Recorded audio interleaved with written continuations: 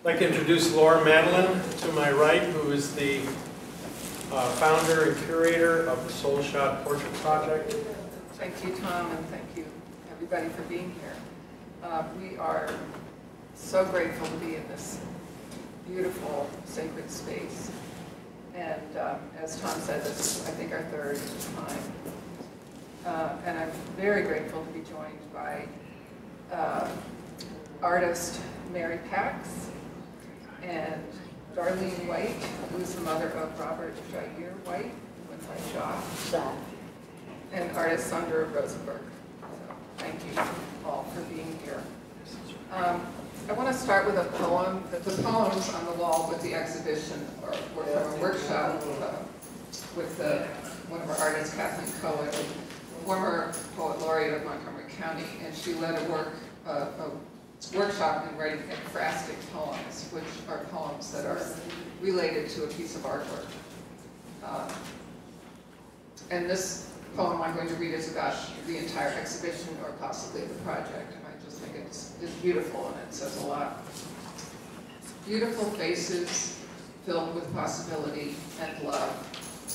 Now they live on paper and canvas, in clay and stitched thread, and in the agony of their families, and in the artists holding their pain.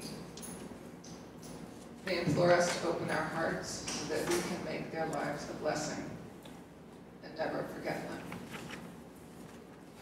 For a little background on the project, the Soul Shot Portrait Project, it started, I was inspired by an exhibition I saw of the artist Daniel Heyman. He did a series of prints that were at the Print Center in Philadelphia, and they were tiny, intimate portraits of people that had endured a different kind of tragedy. And we all knew about this tragedy. It was in the news all the time, and it was something that we sort of didn't really pay attention to anymore. And after I saw these portraits, it made me realize the incredible power of artwork, and it changed my connection to these people. It changed my understanding of what they had gone through. And that's what moved me to try to think about a way that I could connect with people on the topic of gun violence. Because we hear about it every single day. It's the weather, sports, traffic, and shootings. And we just get numb to it, and the numbers don't tell us the whole story. So I envisioned the role of our project to bring faces to the numbers. What the project does is we pair fine artists with people whose loved ones have been taken by gun violence. And the artists are selected through a jury process, and they volunteer their talents and time to participate. Each artist meets with the family and friends they are randomly paired with to learn about the life that person lived through photos, memorabilia, and the all-important stories. The resulting portraits are as unique as the souls were in life. They're presented in exhibitions that travel to various host venues for one full year. The richness of detail in the portraits celebrate the lives cut short, memorialize them, and reveal the impact of that loss. All the souls we represent left ripples of loss throughout their communities. These powerful exhibitions are hosted by art galleries, universities, houses of worship, libraries, art centers, museums, medical centers, and government buildings. The project began in 2016 as an idea for a one-month-long exhibition in support of gun violence awareness. And here we are 8 years later. We've worked with well over 200 paired participants, which is still a very small fraction of those affected by this epidemic violence. Participation is free, as are the exhibitions. On our website, soulshotportraitproject.org, one can learn how to take action, find grief support, apply to participate or host or volunteer, purchase our full-color catalog of images and commentary, or make a donation. We are volunteer-run, and we exist thanks to donations and small grants. If you haven't seen it, we put out full-color catalogs for each exhibition, and there's some gallery copies out in the exhibition. Through our powerful artwork, we aim to bring some solace to those who grieve and move viewers to take action. Art blazes a specific trail to hearts and minds. By focusing on the lives lived, our portraits form deep connections with viewers, a profound intimacy. They reach a place of empathy where true change can take place. Thank you so much for listening, and to end, here's a quote from a visitor to one of our exhibitions. As they walked in and saw the portraits, they were heard to say, "It's like you're speeding down the highway, every day hearing and reading about all the gun violence. It's too fast to really take in. This exhibition makes you slow down and notice." So I'd like to reintroduce artist Mary Pax, Darlene White, mother of Robert Shair White, Shaw, and artist Sondra Rosenberg. And we'll hear from them and then have some questions and an opportunity for the audience to ask questions as well.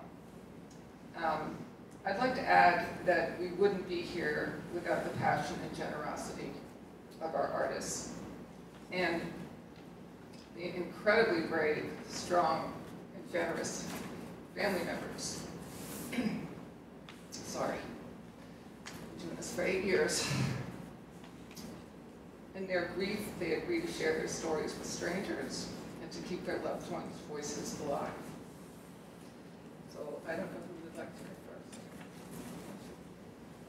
Thank you so much, Laura, for that beautiful statement and for inviting me to participate in this panel today. So my name is Sondra Rosenberg. My professional background is actually as an art therapist. I worked for many years at a residential treatment center for girls and women with eating disorders. I worked for several years at a residential treatment center for girls and women with eating disorders, and my job was to help people to express themselves creatively, to process things like trauma and grief, and to hopefully, through that process, reconnect with beauty and with joy. Over the past couple of years, I've shifted my focus from being primarily an art therapist to being an artist, but it's been important to me to continue to use art as a way of connecting deeply with people and to use my art as a way to tap into reservoirs of emotion that can be difficult to access in other ways. So a friend and neighbor of mine who had been a Soul Shots artist for several years suggested that I apply to participate. And I had done many portraits over the years, including a memorial portrait of my mother-in-law. So it felt like a really good fit, both in terms of my skill set as an artist and also my wish to use art to promote healing. I was very fortunate to be paired with Darlene, who's here with us today, who I very much saw as a collaborator in the process of painting her son, Robert Shaw.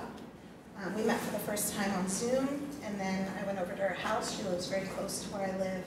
And she shared with me all of these beautiful photos of her son, as well as the program from his funeral, and told me about his interests and his love for his family, particularly his 3 children and his siblings. And I wound up using what I think was your favorite photo of him as the main reference for the painting, which was an incredible image to work with. I really liked the verticality of the image. I felt like it gave the painting a really powerful presence.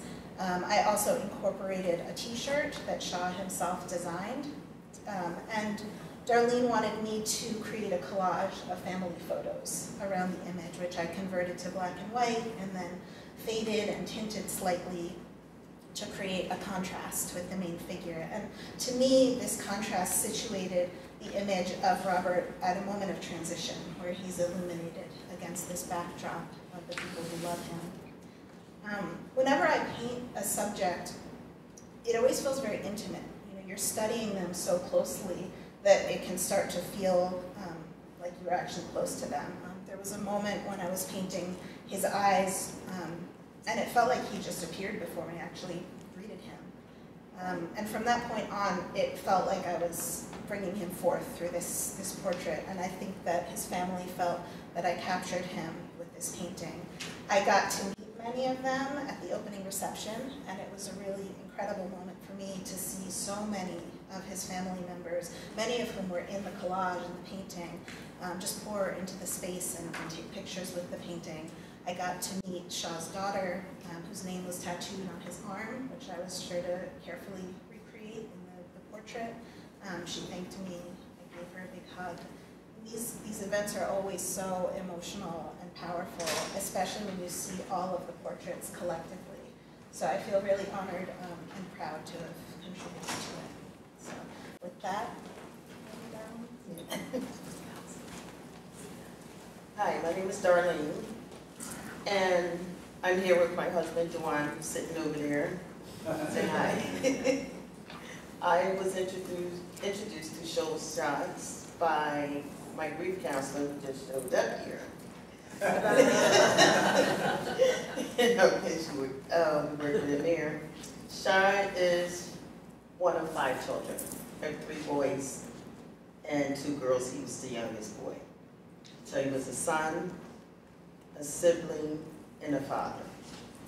When Sondra called me, and I just gave her everything.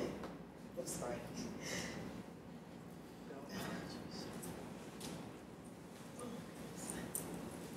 I just let her create the portrait. I was so overwhelmed, and still am when I look at it. It's lifelike. Without this project,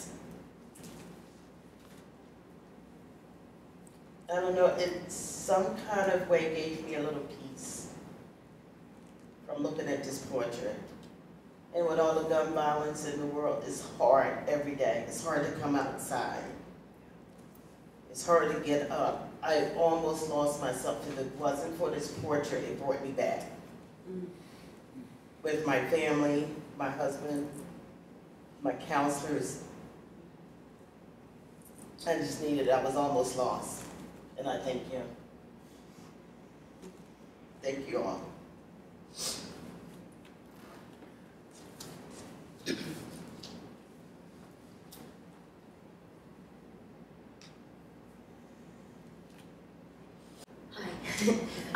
My name's Mary Pax, and I'm an artist. I'm a mom. Those are my 2 sons, Ellie, Sam, away. Hiding in the back over there. They're always very patient, coming with me and being supportive.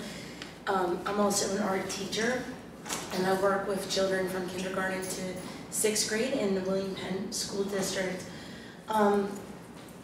This is the 4th time I've participated in the Soul Shot project, and it is both an honor to participate in it and something really sad, because, and I'm sure probably everybody feels like this, right? Like, I wish this project didn't have to exist.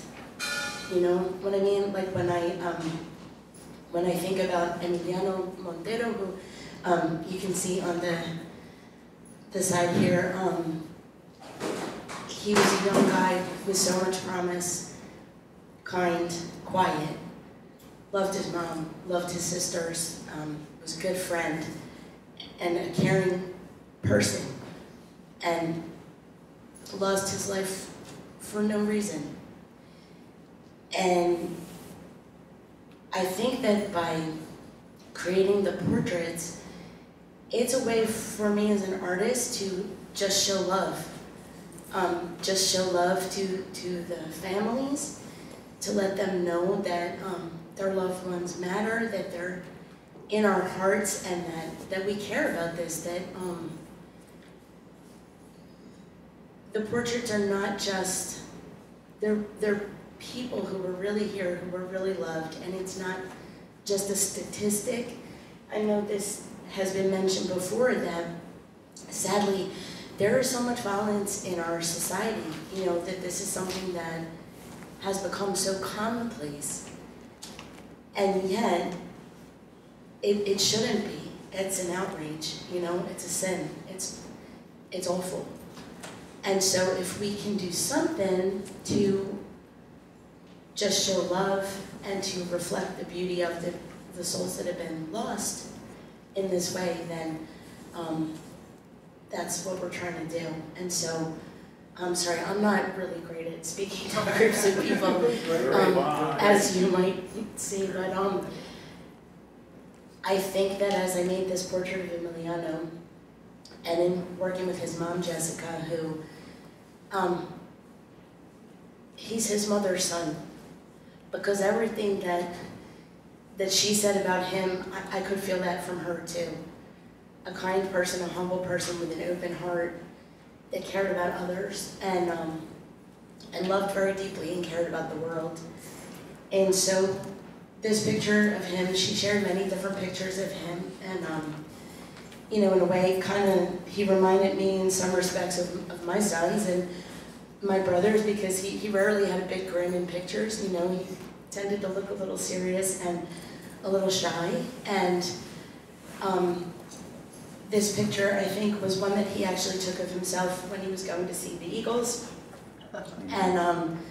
And I just thought, well, this is just like a moment, you know, of a normal guy in a normal day. And yet, I feel like when I looked at the picture, when I really tried to think about him and tried to think about his life, I too had that feeling of almost getting to know him, like almost, it's weird, but it's almost like you feel the presence of the person whose portrait you're making.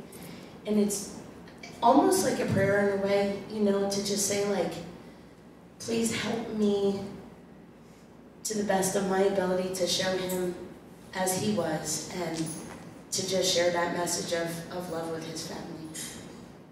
Thank you.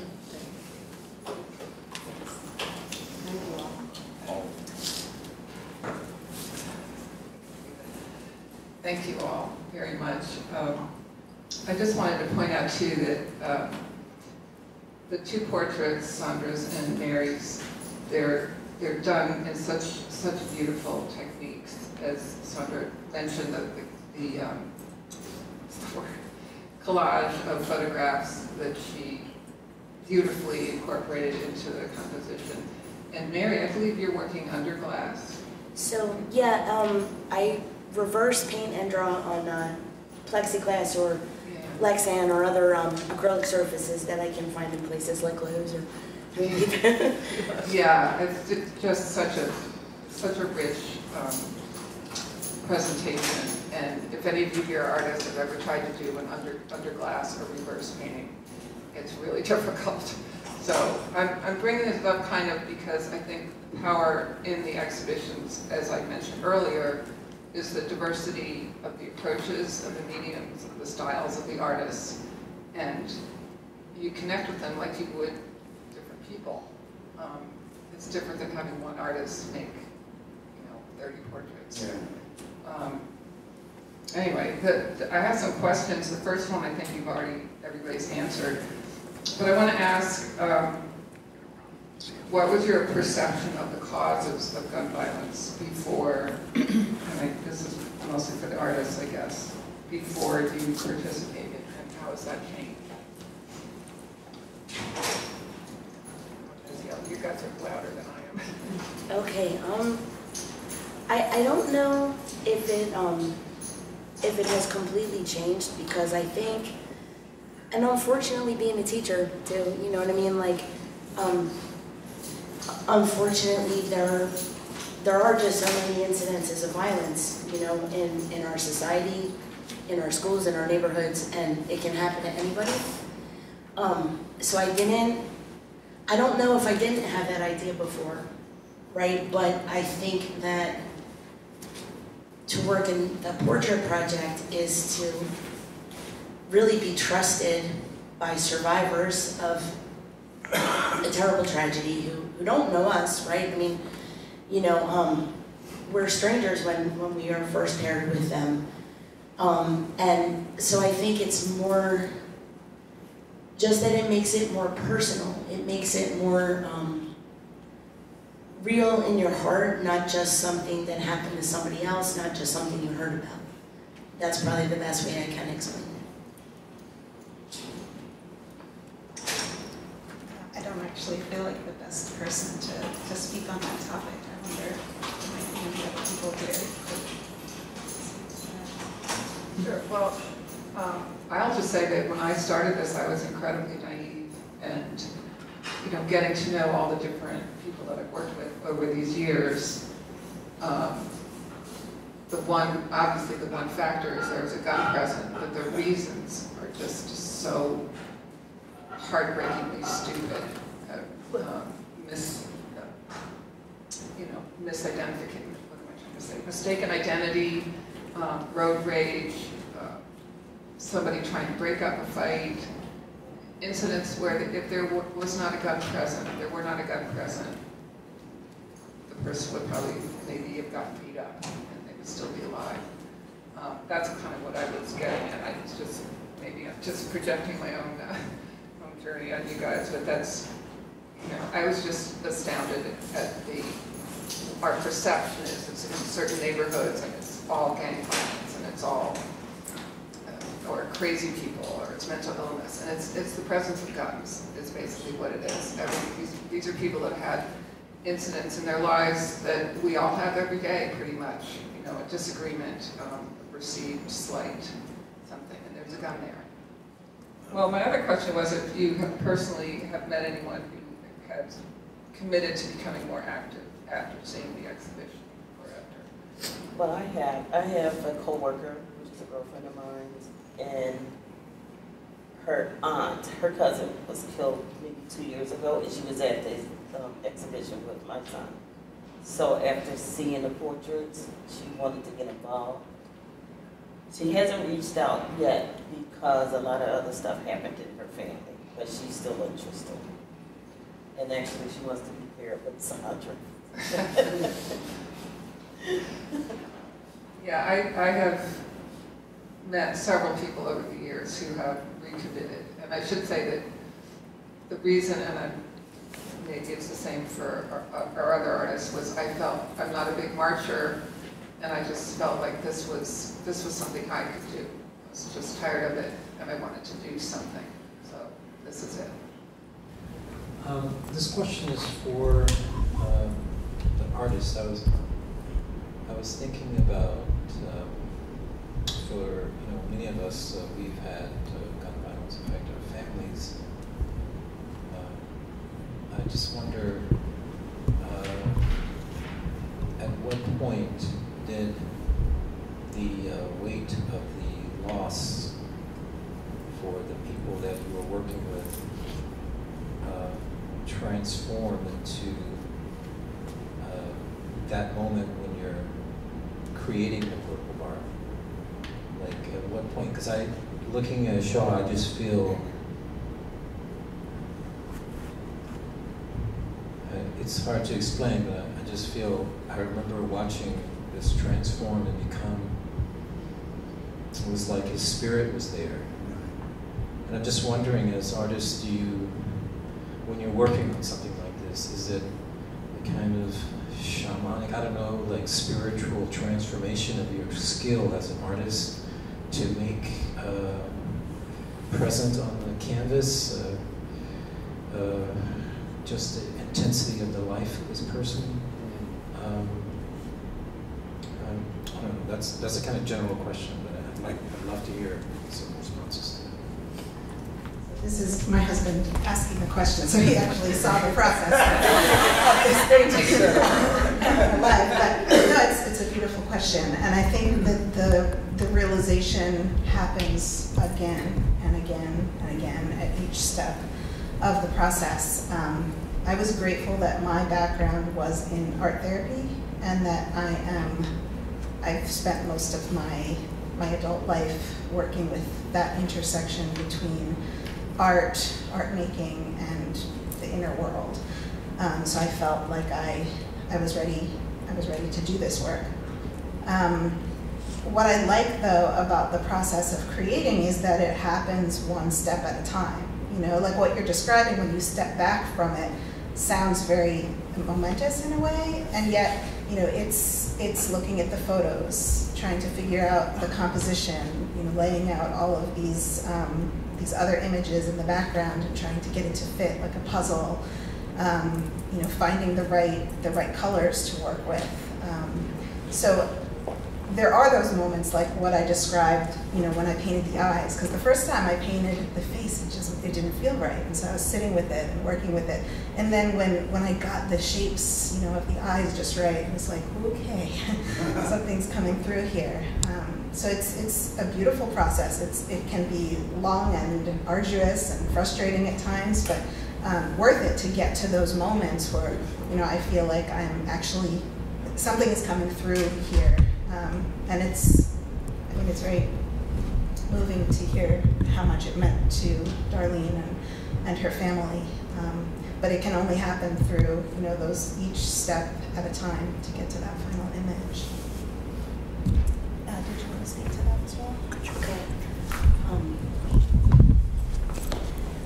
I think I'm always a little bit scared at different times of the process, because I want to make sure that the portrait is something that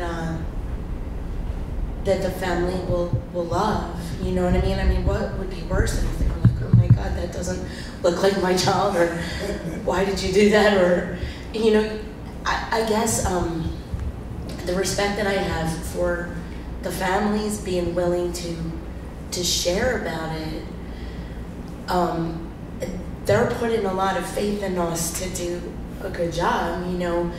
And I just think myself, I mean, it's not always easy for me to share what I'm thinking or feeling, right? Like, so I think I just, while working on the things, I just have to be open to the process. And as you say, like, work at it little by little, and just kind of, it sounds,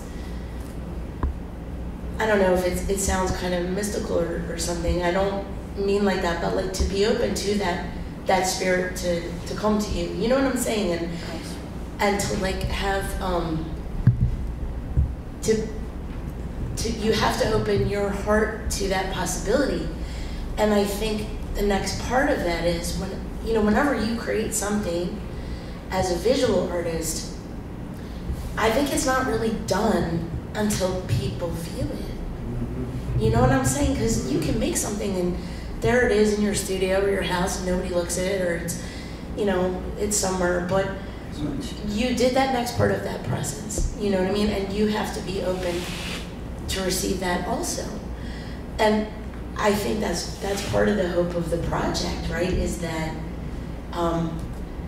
for the families, that it shows that their loved one is loved, remembered, and honored, but for the viewers, that hopefully in some way it changes their heart, or opens their heart, or opens their mind, or spurs them to something, you know, some kind of action.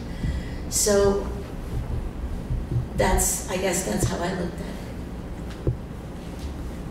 There's something about the shared aspect of it that just shines through on every single show that I've seen.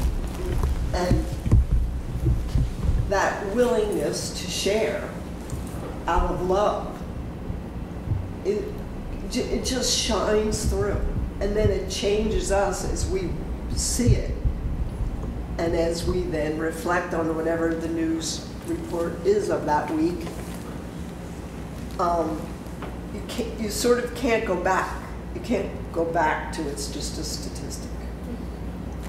You've already opened your heart enough because you guys have shown that you did.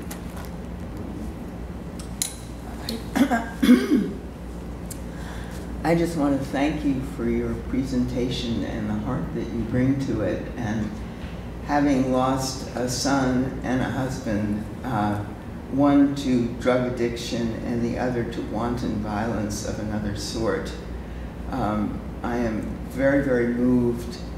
I know that grief is a heavy rock, and it takes a community, and it takes perseverance to manage that you can get through it. But I think the project that you're doing and the community aspect and the person-to-person aspect will help a lot. And it brings to mind, I don't know whether people know the theologian, the priest, ex-priest, John O'Donohue, but he writes beautifully about the idea that the soul and the body are together. The soul guides the body.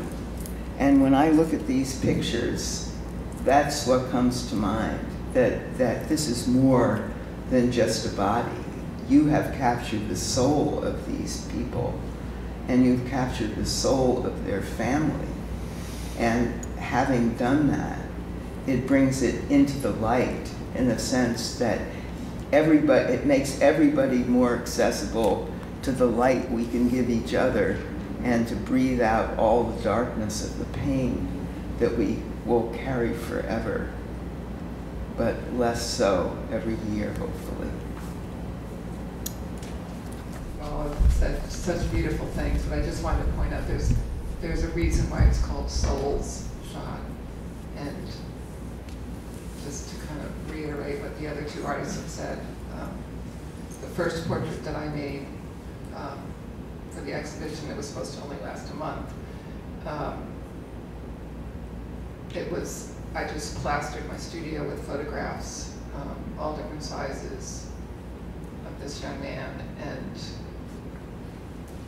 yeah, I don't think it's an exaggeration to say I can feel him speak to me. And it was very, very, very involving, very extraordinarily difficult, and I swore I would never make another one. I have made others, not in this show, but anyway, it's, yeah, and I feel I do a lot of the transporting of the exhibitions in my van, and I talk to them. I want to make sure everybody's okay. That's pretty extraordinary. And I can't say enough about the mothers in particular. So incredibly strong. You don't take to your fainting couch, you take action. And I didn't know that you came through EMIR, which kudos to EMIR, stands for Every Murder is Real, and also the founder's son was named EMIR. A beautiful, one of our resources on our website. You have a very, it weighs a lot on you as a family, and we get a lot of support from our family and friends. But to get support from a bunch of strangers like this, it really means a lot, and I want to thank all of them. Thank you. Thank you.